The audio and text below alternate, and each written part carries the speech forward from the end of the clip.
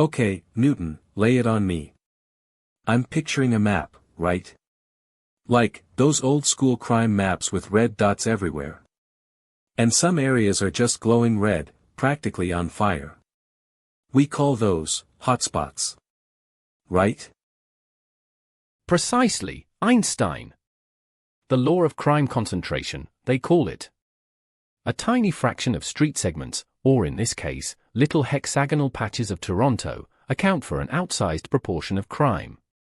Remarkably stable, too, year after year. Got it. So, the usual suspects. But I've heard whispers about a new kid on the block, harm spots. Sounds like a fancy way of saying, not all crimes are created equal, right? Like, a parking ticket isn't a murder. Indeed. And a very sensible whisper it is. The idea is, instead of just counting incidents, treating a shoplifting and a stabbing as one crime each, we weigh them by their severity. Their harm. So a murder, for instance, carries a massive weight. It's a triage approach for policing, you see.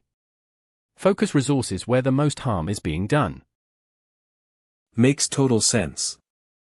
I mean, if I'm a police chief with limited officers, I'm sending them to the stabbing hot spot, not the shoplifting hot spot. So, these Toronto boffins, they just confirmed that harm is more concentrated than raw counts, right? And that's the big news. Ah, you'd think so. And initially, the data does show that crime severity is, on the whole, slightly more concentrated.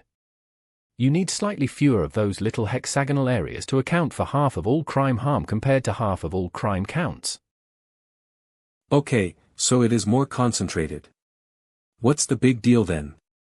Sounds like the harm-based model wins. But wait, it gets better. Because that general rule, it completely breaks down when you look specifically at violent crime. Hold on, back up. Violent crime. That's where you'd expect harm to be most concentrated. Like, a few really dangerous blocks. Precisely your intuition, and mine too. But the Toronto data shows something truly remarkable. Violent harm spots are actually more dispersed across the city than general crime hotspots. And they don't remain constant year to year. They jump around, like a game of whack-a-mole. What? That's completely counterintuitive. So, a place with really serious violence isn't a persistent, clustered problem like other crime hotspots? Why on earth would that be? Ah, here's the genius of it. It comes down to the power of a single, horrific event. Imagine one of our 124-meter hexagons. All year, it's quiet. Then, one day, a murder occurs. Bang! That single incident, with its enormous severity score, suddenly makes that hexagon a high harm spot. It skyrockets its ranking. So, it's a harm spot not because there's a pattern of violence, but because of one extreme outlier? Like finding a diamond in a field of pebbles, but the field isn't actually a diamond mine.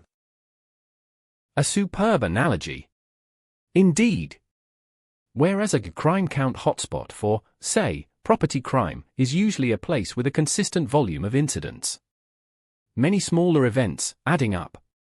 Those places tend to be stable, clustered, and predictable.